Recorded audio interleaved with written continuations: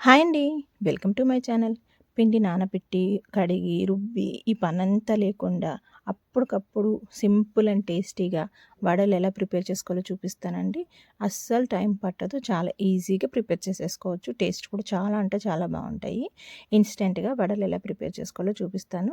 గారెలు అంటే చాలామందికి ఇష్టం ఉంటుంది కదా! అలాంటప్పుడు ఇంటికి ఎవరైనా చుట్టాలొచ్చినా అప్పటికప్పుడు ఇలాగా మీరు గారెలు ప్రిపేర్ చేసి పెట్టండి. చాలా టేస్టీగా ఉంటాయి. దీనికోసం ఇక్కడ ఉప్మా రవ్వ, సుజీ రవ్వ అంటారు కదా! ఆ రవ్వ అయితే తీసుకున్నానండి. ఇక్కడ నేను హాఫ్ కేజీ రవ్వ తీసుకున్నా. దానికి ఒక 2 కప్స్, ఒక కప్పు రవ్వకి 2 కప్పుల పెరుగు వరకు తీసుకొని, రుచికి సరిపడినంత సాల్ట్ యాడ్ చేసుకొని బాగా కలుపుకోవాలి.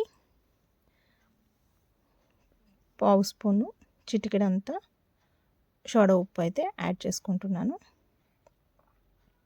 ఈ విధంగా పిండిని బాగా కలిపేసుకోవాలి. మనం రవ్వ, పెరుగు కలిసే విధంగా కలుపుకొని దాంట్లో కొంచెం 2 స్పూన్స్ మైదానైతే యాడ్ చేస్తున్నానండి. కొంచెం సాఫ్ట్‌నెస్ కోసం. మీకు వద్దు అనుకుంటే డైరెక్ట్‌గా కూడా వేసేసుకోవచ్చు. కాకపోతే కొద్దిగా మైదా వేసుకుంటే కొంచెం సాఫ్ట్ వస్తుంది. మైదా కూడా కలిపేసుకున్న తర్వాత సన్నగా కట్ చేసుకున్న ఉల్లిపాయ, పచ్చిమిర్చి, కరివేపాకు, కొత్తిమీర, అల్లం ముక్కలు అవి కూడా కలిపేసుకొని ఈ విధంగా పిండి ప్రిపేర్ చేసుకొని ఒక హాఫ్ అన్ అవర్ పక్కకు పెట్టేసుకుంటే మంచిగా రెడీ అవుతుంది. డీప్ ఫ్రై కోసం ఆయిల్ పెట్టుకొని ఆయిల్ హీట్ అయిన తర్వాత మనం గారెలను ఏ విధంగా అయితే వేసుకుంటామో అలాగే పిండి ముద్ద చేసుకొని రౌండ్గా గారెలు వేసుకుంటే ఎంతో టేస్టీగా సింపుల్గా గారెలు అయితే రెడీ అయిపోతాయండి. చూడండి, మనం గారెపప్పు ఎలా ఉంటుందో పిండి కూడా అలానే ఉంది, చూసారా?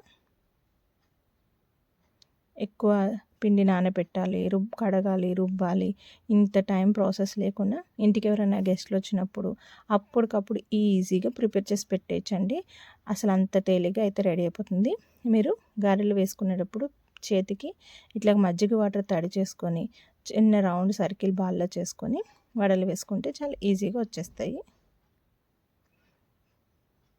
ఇక్కడ మనం కలుపుకునే పిండి అనేది బాగా మెత్తగా కాకుండా, గట్టిగా కాకుండా మీడియంగా ఉండేటట్టు చూసుకుంటే సాఫ్ట్గా మెత్తగా అయితే వస్తాయి. పిండి గట్టిగా ఉంటే బాగా బీసిపోయినట్టు ఉంటాయి. లూజ్ అయినా సరే రావు.